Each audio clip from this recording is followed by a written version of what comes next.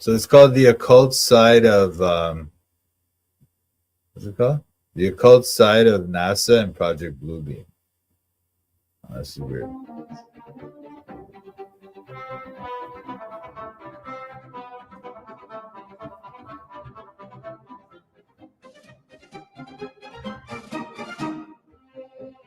America will produce a great many great Americans from many different walks of life and many different fields, and many will be Masons.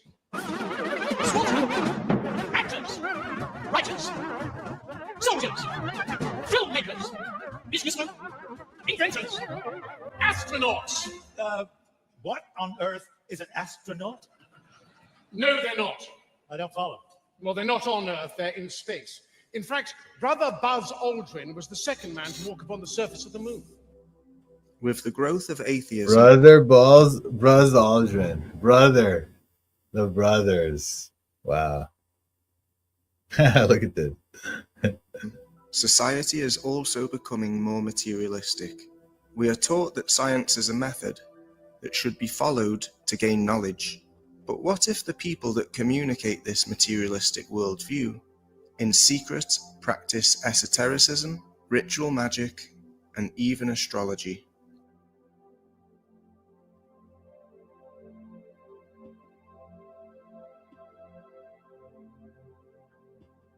This guy's probably an occultist too. This YouTuber. Let me see. It sounds very weird the way he's talking here, but let's see what he's all about. Interestingly, it appears that all of the space agencies, especially NASA in particular, are full of esoteric and occult symbolism. From the fact that all of the NASA missions are named after gods, Apollo, Mercury, Artemis, to events such as Devil Comet is about to make its closest approach of Earth. Cassini reveals strange shape of Saturn's moon, Pan.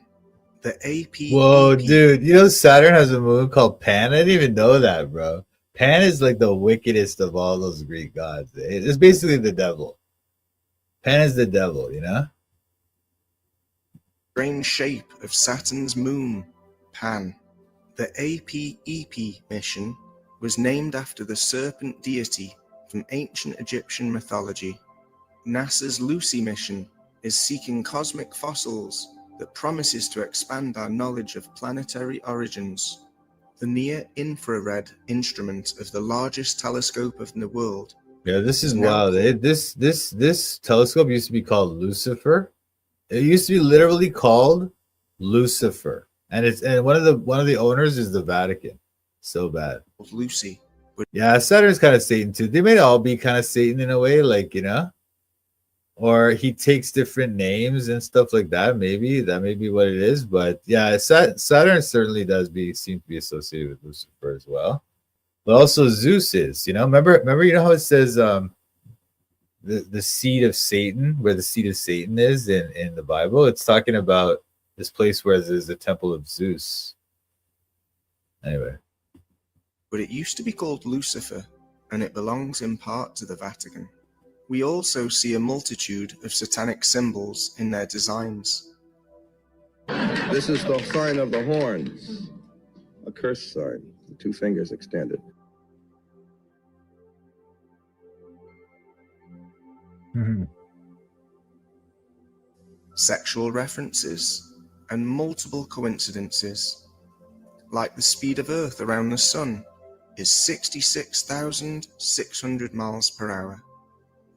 That the Earth is said to be tilted 23.4 degrees, which if subtracted from a 90-degree right angle, leaves 66.6 degrees. That the polar circles are located at latitude 66 degrees and 33 minutes. That the Earth curves 0.666 feet for every mile. And that the full name of NASA in gematria adds up to 666. It appears that Freemasonry has infiltrated all of the governments of the United States, from George Washington, the man who led the United States to independence, and many others since then, both Republican and Democrat. By the 1950s, the secret society had taken over all areas of the country. Then something happened that would change the cosmology of an entire society. In 1958, NASA was created, and by 1969, human beings were shown landing on the moon. Without a doubt, for ordinary people, their worldview that was based on esoteric knowledge and the intelligently designed nature of human beings became overshadowed by the worldview of outer space. Everything comes from nothing, that we're the result of chance, and that our nature is only material.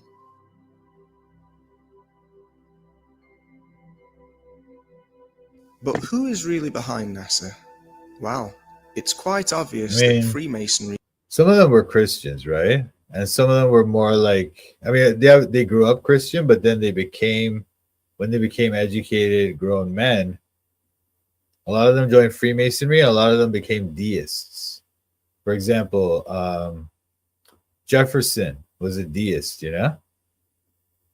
so he kind of abandoned. He believed that Jesus Christ was a real person, but he didn't believe in like the miracles and stuff, Anyway, he plays an important role in NASA's missions. In the Apollo 11 mission, even though they were right-handed, the two astronauts who were reported to set foot on the moon supposedly did so with their left foot first, which is in reference to the ritualistic steps that an entered apprentice uses when entering a Masonic temple. While there is no direct evidence of Neil Armstrong's involvement in Freemasonry, there is evidence of his father, who belonged to the Grand Lodge of Ohio, and after his death... Oh, wow, you see that? I never knew that, I never knew that, I always wondered, like, because that is one of the things with the theory, like, because Aldrin is a Freemason, and also the other guy. I think the other guy is too, but this guy wasn't. But it's interesting that his dad is. Who belonged to the Grand Lodge of Ohio, and after his death, the Grand Lodge of Free and Accepted Masons of Argentina issued a statement expressing its pain at the passing of brother Neil Armstrong to the eternal East. In addition, the letter also confirms the existence of statues of Neil Armstrong and Buzz Aldrin in the Grand Lodge of Washington as being the two Masonic brothers who reached the moon. Buzz Aldrin was initiated in Oak Park Lodge in Alabama, and from there he continued his path as a Mason through various lodges such as Clear Lake in Texas. And supposedly, Aldrin also took a small flag of the Supreme... Look at that checkerboard tie, man. Look at that, bro. Wow. Council of Ancient and Accepted Scottish Rite to the Moon, which is on display at the Museum Library at the Scottish Rite Temple in Washington, D.C. On this medal from the 10th anniversary of the moon landing, you can read "Our flags on the moon" in reference to both flags. When man reaches new worlds on the moon... Our flags on the moon. So you have a flag of the America, and what, the flag of the Masons? Supreme Council Third. Oh, this is the same flag. Wow, dude, no. Yeah, that's true. Eh? They put a Mason flag on the moon, on the fake moon that they went to, which is really like, like the Stanley Kubrick set or whatever. In reference to both flags. When man reaches new worlds, Masonry will be there, says Buzz Aldrin. And apart from them, there's a long list of astronauts and members of NASA who belong to the fraternity. But obviously, none of them really went to the moon. It's more believable that it was all a show, as you only need to see the ship in detail to realize that it wouldn't be able to travel 400,000 kilometers an hour, nor would it be able to travel through Van Allen radiation belts and return as if nothing had happened. 3, 2, 1, ignition. Right away, Houston. Vector grid. Ag thought. Wow, Not to dude. mention- Even in the little thing, see that? Oh, look, he's got look at that, look at that. Wait. Vector grid. Ag thought. Look at that. So the 666, he's doing it there, and even Nix is doing it, and this guy's doing it. Aldrin. Wow, dude. Wow. And then this guy does this one. This is, I think, another one that they did later on. Not to mention the old magic telephone that was capable of making a call at that distance. Yet we're told that this very advanced technology was destroyed and cannot be rebuilt. I'd go to the moon in a nanosecond. The problem is we don't have the technology to do that anymore. We used to, but we destroyed that technology, and it's a painful process to build it back again. This guy, when you listen to this guy talk, it's like he's mocking you, you know? It's like he's making you, it's like, do you believe what I'm saying? Then you're an idiot. That's how he's talking. Like, even right now, the way he's talking, like, see how he sounds like, oh, we destroyed the technology and it's a painful process. It sounds like he's like talking to like a little kid, you know? Because they know it's stupid, but people believe them. So they think the people that believe them are stupid because the story they're telling you is stupid, you know? But people believe it because they don't want to kind of explore those things. It's a lot of work and they don't want to get into it. They got their own life to deal with, you know? Destroyed that technology, and it's a painful process to build it back again. But let's continue, because there's much more. Warner von Braun. No, I don't. No, I'm not good enough, man. Not good enough. Those guys are great, man. I know it's so bad, bro. I know. Yeah, space is probably fake. I think space is fake, man. Rocket's probably done really good. Yeah. I know, it's so fake. I know, exactly. It's so dumb. And then Werner von Braun.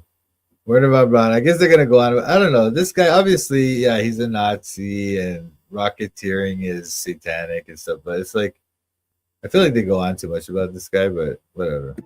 But let's continue. The interesting rocketeer.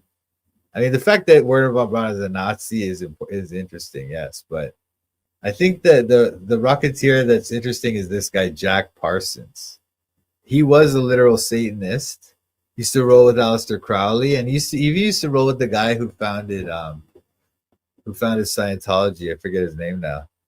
Because there's much more. L. Ron Hubbard. One of the rocketeers from NASA, right? Back when Werner von Braun was there, was this guy Jack Parsons. And Parsons used to roll at Aleister Crowley, used to roll at L. Ron Hubbard. Werner von Braun was the German mechanical and aerospace engineer in charge of designing the Saturn V rocket, which supposedly took humans to the moon. Although there is no evidence that Werner von Braun belonged to a lodge, his story is still thought-provoking, as he was in the SS, as well as the German army, under the guidance of the man with the mustache, who is well known for his relationship with the occult. Werner von Braun was also a friend of Walt Disney, who belonged to the Order of Demolay, whose name refers to Jacques de Molay, the last Grand Master. Yeah, I know about that. Yeah, the heavens declare the glory of God, right? I heard that. Yeah, I heard about that. Interesting stuff. Could always look at it. That's the thing about these Freemasons. When they do things, it could indicate that there's a conspiracy and they're part of it, or it could also indicate that he's just, he's a fan of the Bible and outer space or something. So that's what they're very clever in the way that they do these things, But this dude, the Demolay one, right? They're mostly for youth. Actually, Bill Clinton is a Demolay, and Walt Disney. And that's why Walt Disney has this club on his thing called Club 33. Disney World, if you go to Disney World, there's a club called Club 33. Whose name refers to Jacques Disney, who belonged to the Order of Demolay. Member of the original Wonderful World of Walter Elias Disney. Member of the original chapter of the Order of Demolay, Kansas City, Missouri. Walt was a senior member of the Order of Demolay. Mickey Mouse was an honorary member of the Demolay, the only organization that he belonged to. The Order of Demolay was named for Jacques Demolay. Yeah, Jacques Demolay was one of the what do they call those guys? The Knights Templar. whose name refers to Jacques de Molay, the last Grand Master of the Order of Knights Templar. Curiously, Walt Disney had a private club in his amusement park called Club 33. Yo, look at that! Look at that! Look at that! Look at the checkerboards and everything, bro. What? Private club in his amusement park. Look at that! Look at that! That's so obviously.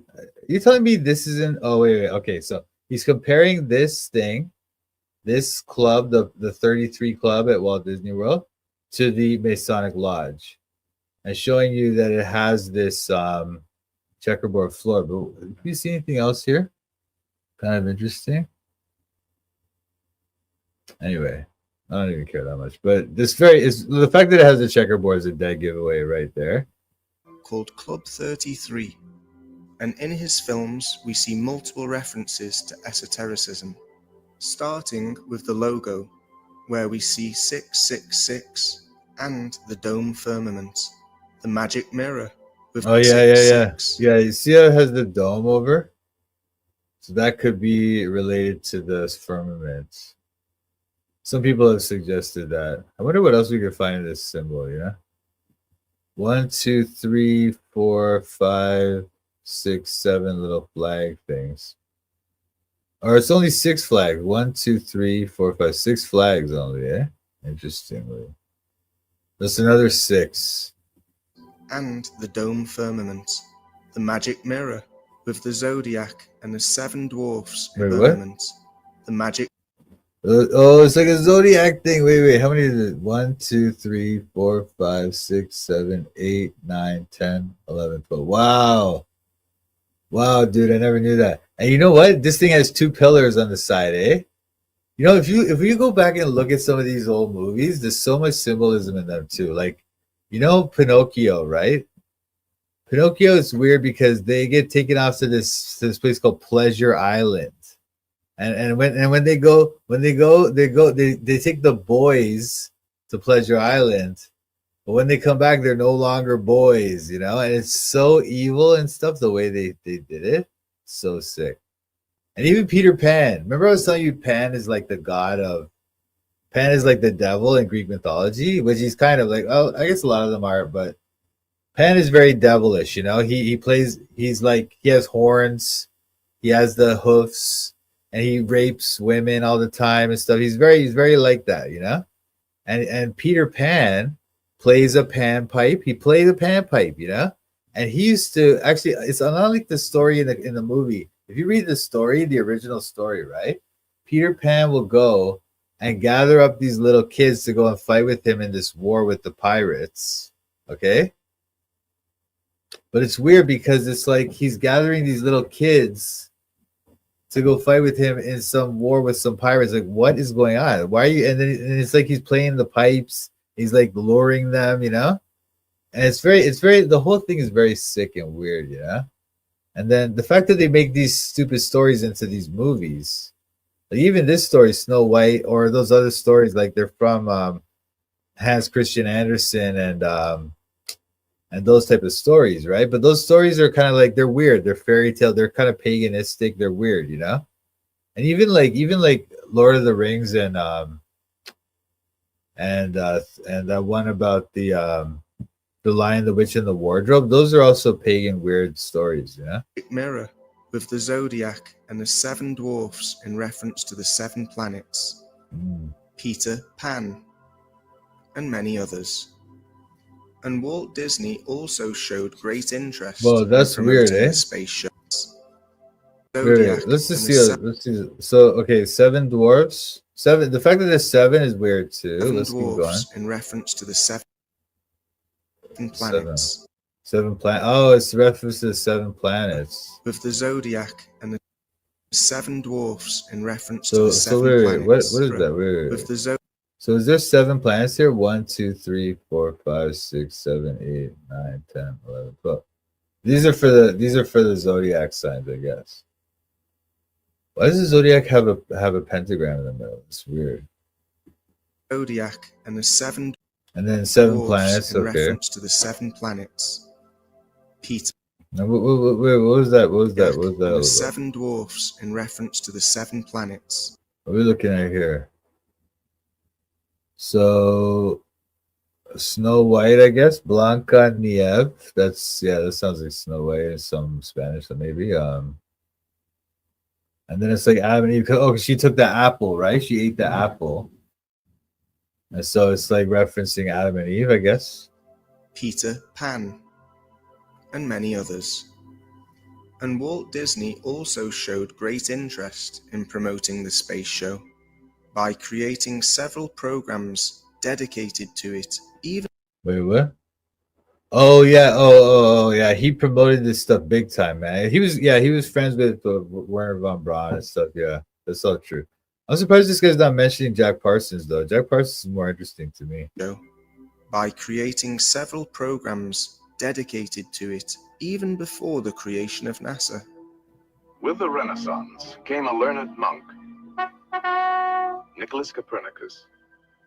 He proved mathematically that the Earth was not the center of the universe, but was merely one of many planets. He proved it using math, guys. All you need to do is use your math, and you can prove stuff about the real world without actually observing anything or testing any of your theories. You just use math. So Mathematically, that the Earth was not the center of the universe, but was merely one of many planets. Circling. Here at the space station, our journey begins. Man, in the years that follow, may discover the miracle of life as it exists in all its countless forms throughout an infinite creation.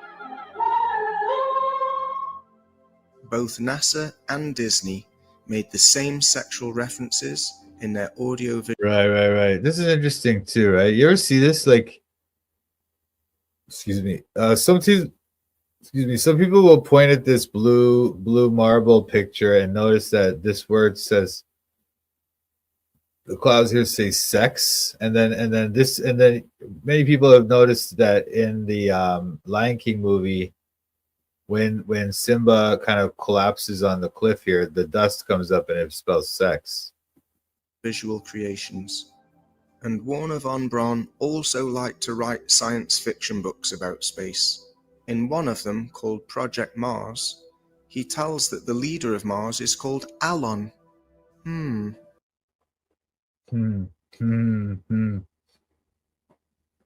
Martian government was directed by 10 men, the leader of whom was elected by universal suffrage for 5 years and entitled Elon. 2 houses of parliament enacted the laws to be administered by the Elon and his cabinet. That's so dumb. That's probably the worst novel in human history. Imagine writing a novel and talking about, and you're saying like this, they have a government on Mars with parliaments and stuff. Like, how dumb could this model? And he also proposed the first model of what we know today as the ISS, the International Space Station, a model which was divided into 33 parts, curiously. Wow, dude. Let me see this. 1, 2, 3, 4, 5, 6, 7, 8, 9, 10, 11. Wow. Wow, bro. Wow. On his tomb, Warner von Braun asked to put Psalm 19:1 from the Bible, which says, "The heavens declare the glory of God, and the firmament showeth his handiwork," which tells us about the existence of a creator and a firmament, a very different worldview from the one he promoted in life. And finally, we have Jack Parsons. Yeah. This is Jack Parsons. This guy's weird, man. Super weird. Let's hear what he says. Life. And finally, we have Jack Parsons, the aerospace engineer who invented the rocket fuel to send spaceships to the moon, who also had a double life as an occultist. See that? They're doing some weird stuff. This is some kind of like, him and his girlfriend used to do this thing.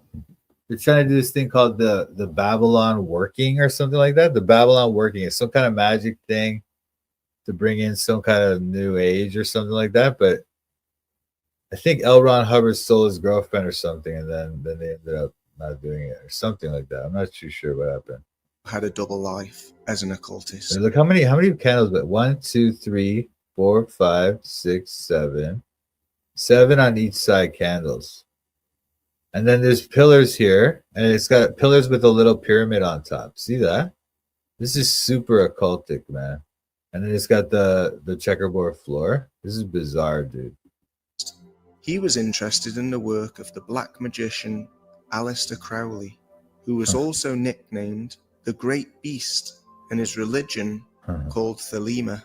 And he joined one of the esoteric organizations led by Crowley, the Ordo Templi Orientis, better known as the Order of the Eastern Templars, becoming the head of the Agape Lodge in California. Supposedly, he prayed to the god Pan before the takeoff of each rocket.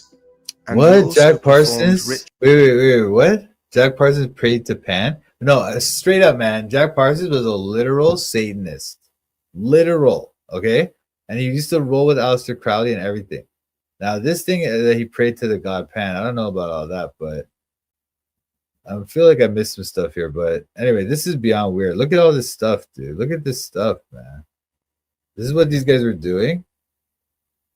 What kind of weird thing is this, man? 492337816. What? The Ordo Templi Orientis, better known Night, brother. as the God Order bless. of the Eastern Templars, becoming the head of the Agape Lodge in California. Supposedly, he prayed to the god Pan before the takeoff. See, they say it's the agape lodge, agape, right? This is the word agape, which is Greek for love. Because they like to use Greek, like the word thelema, that's Aleister Crowley's magic system, thelema, and that means will in Greek, right? So because that's why he says, do what thou wilt. So it's like his magic system involves doing your own will, so that's why they call it thelema. And then Parsons joined the Agape Lodge. Agape, or is agape, this guy says agape, it's agape, right? But that's the Greek word for love. And there's many words in Greek for love, but this is the type of love that like Jesus shows and stuff, you know? God bless, brother. Thanks. So this is very serious, man. This is weird. These people are some weird stuff, man. Supposedly, he prayed to the god Pan before the takeoff of each rocket, and he also performed rituals and sexual magic to conceive what Crowley called a scarlet woman, or Babylon, a being associated with the Antichrist, who, according to Thelema, would be a messianic figure for the New Age. This is important for the next section of the video. It is important to mention that this is only what has been made public and appears on Wikipedia. In the highest degrees of these lodges, authentic barbarities are committed to channel these entities. So, okay, so that's the part, I guess that's the part that we speculate about and we don't really know, right? Like that they commit sacrifices, or that they do some wicked rituals that are beyond, that are just really evil and wicked, right? We hear the stories, but we don't know for sure, right? But this is, let's see what they say. Perhaps we need some outside universal threat to make us recognize this common bound. I occasionally think how quickly our differences worldwide would vanish if we were facing an alien threat from outside this world. Everything starts to fit together when you understand what the NASA Blue Beam project is all about. Independent researcher Sergei Monast was the first to talk about the project and to show the following declassified United Nations. NASA Blue Beam Project, New World Religion with the Antichrist, all major religions, new God's image, like the one's new Messiah, universal supernatural manifestations, Night of the Thousand Stars. So this guy's saying that these are declassified documents. I didn't even know that, man. Is there some declassified documents we can read about Project Blue Beam? I didn't know that. First to talk about the project and to show the following declassified United Nations document. It talks about the execution of a fake alien invasion with the aim of implementing the New World Order. The document mentions that it would be implemented in 4 stages, which, in summary, describes how all archaeological knowledge must be demolished to make it seem that all of the religions were misinterpreted. A clear example of this is Zachariah Sitchin, who is also a Freemason that made his own interpretation. Yeah. Zachariah Sitch is a Freemason too. He's the one that came up with the Anunnaki theory. The Anunnaki are these Mesopotamian gods, and he's trying to say that they were aliens who came down to Earth. It's like some weird stuff like that. What is the mystery of Ephesians 5:32? It's like he's saying that it's a mystery the way that the husband and wife are like Christ in the church. That's the mystery, you know? But I don't know. That's a debatable thing too. We can talk about that maybe after. Sorry. Wait, play. Wow, what's Sitchin, who is also a Freemason that made his own interpretations of the Sumerian texts, adding a lot of space fantasy to the Anunnaki story. Let's continue looking at the grand plan.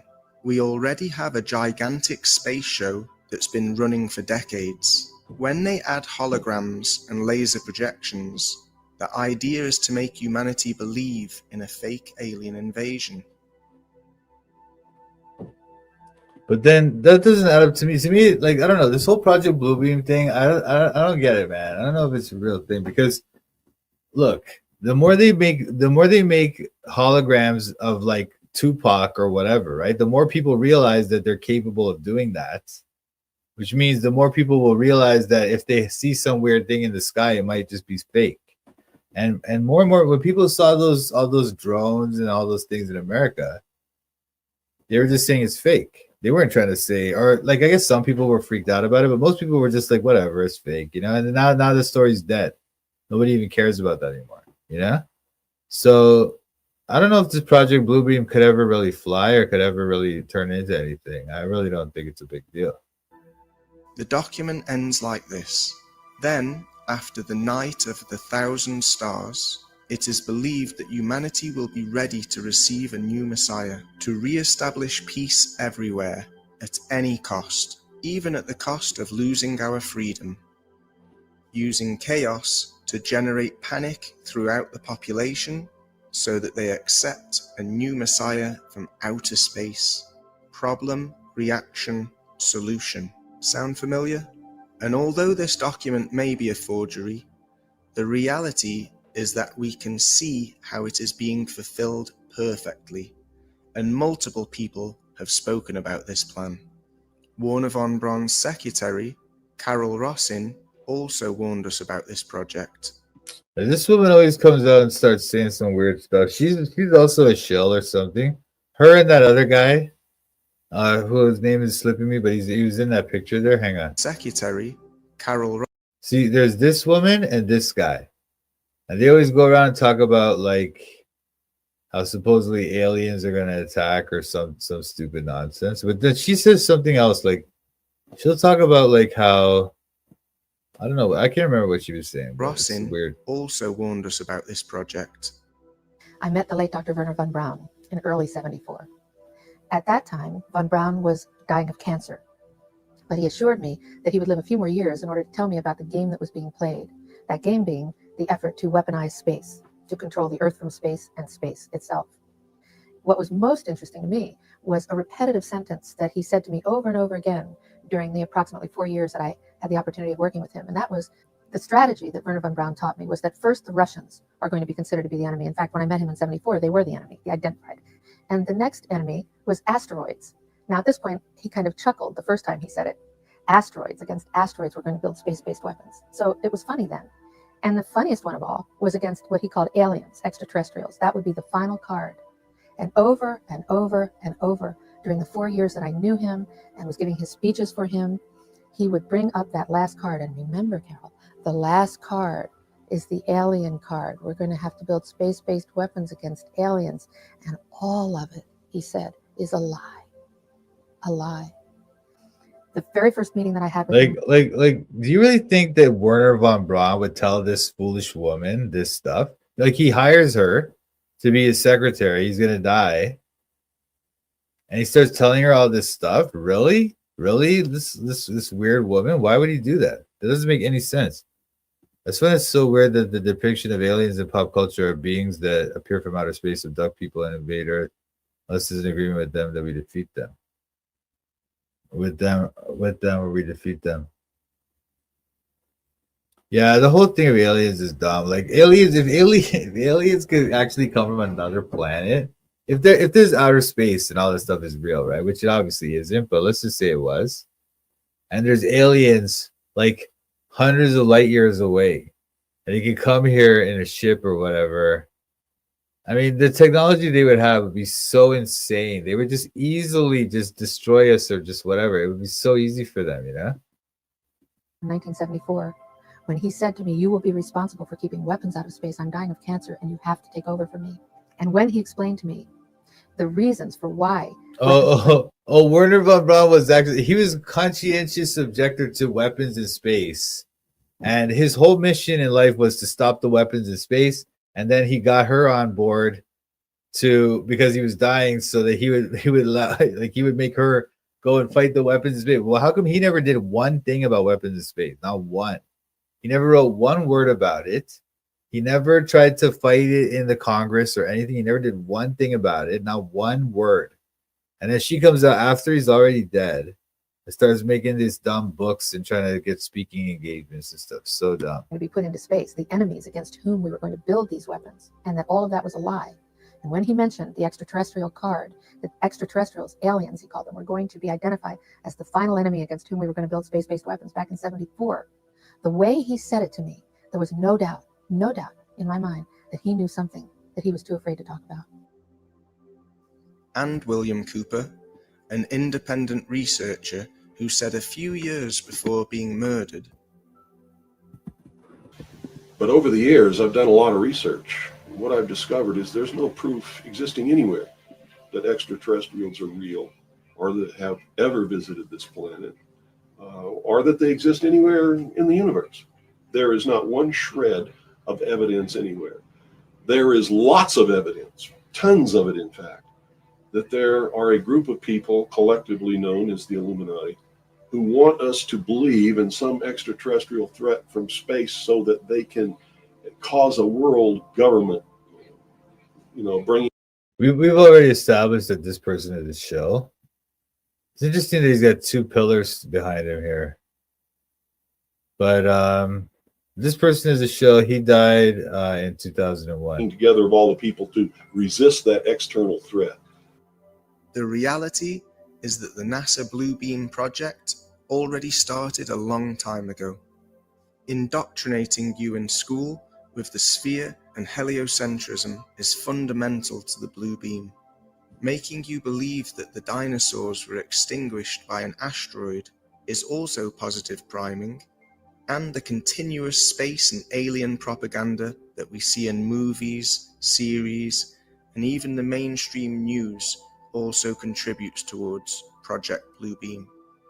Curiously, Aleister Crowley was the first person to represent an extraterrestrial being in a similar form to what we now associate as the Greys.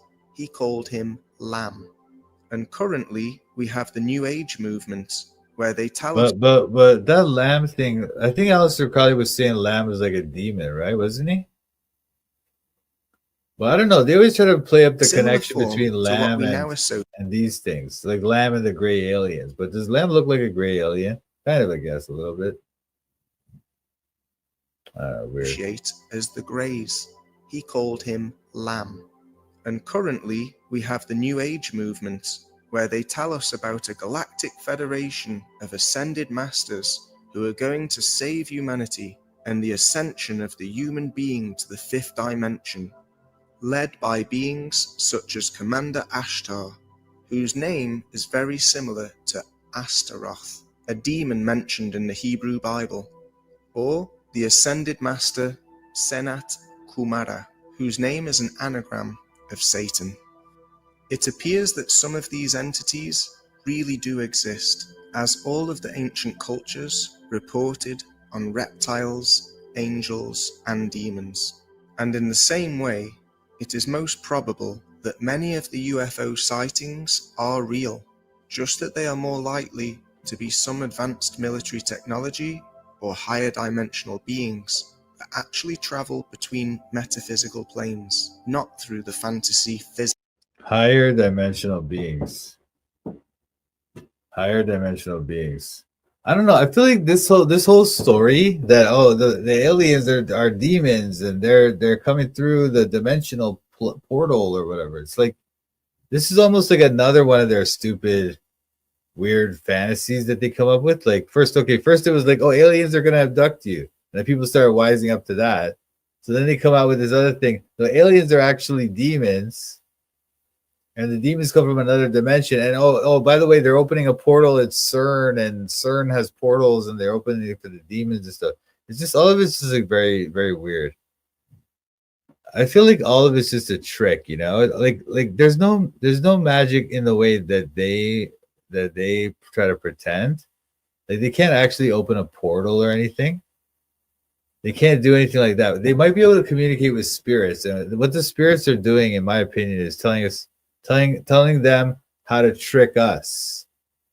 And the first trick is like, yeah, all the conspiracies. But then once you figure out about the conspiracies are another trick. Because all these conspiracy theorists, quote unquote, they're like they're very shilly themselves, you know? It's very weird. Actually travel between metaphysical planes, not through the fantasy physical outer space illusion from the space agencies. The hidden plan behind all of this seems to be getting more clear, to move us away from the center so that we lose our connection to our intelligently designed nature and accept a new era based on atheism, with the Antichrist as the new Messiah. So, if at any time you see lights falling from the sky, try not to be alarmed. Perhaps you can watch this video again and remember that everything is part of a theater, ritual magic, like what Masons do. But instead of keeping it in their own temple, now they're bringing it into our realm. A lion.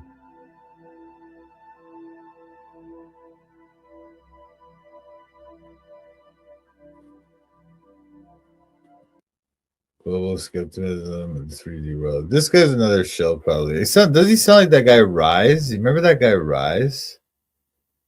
Howard George Stirrup. I feel like I know this guy.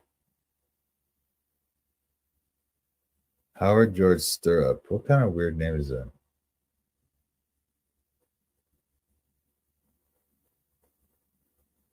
Oh, this guy. Oh, you know who this guy is? This guy? He went on one time. He went on that guy from you know that guy They Live Truth, or he used to be called Russian Vids. This guy went on his stream, and they were talking about how these other guys that they know are like basically shills, right? And I was saying like the two of them are shills, you know, and this guy's very shilly too. Like he'll talk about like flat earth or whatever, but he'll also talk about some weird stuff, like some just weird, confusing stuff, you know.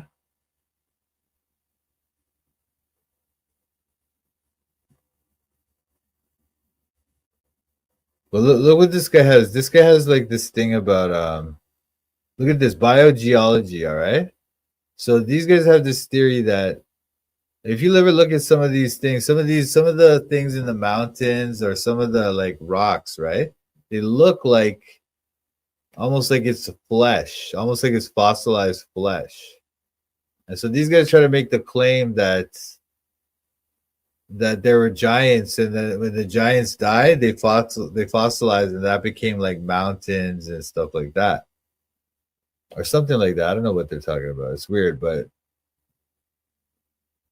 it's very weird, all the stuff these guys talk about, but these guys are super weird, man. But anyway. Okay.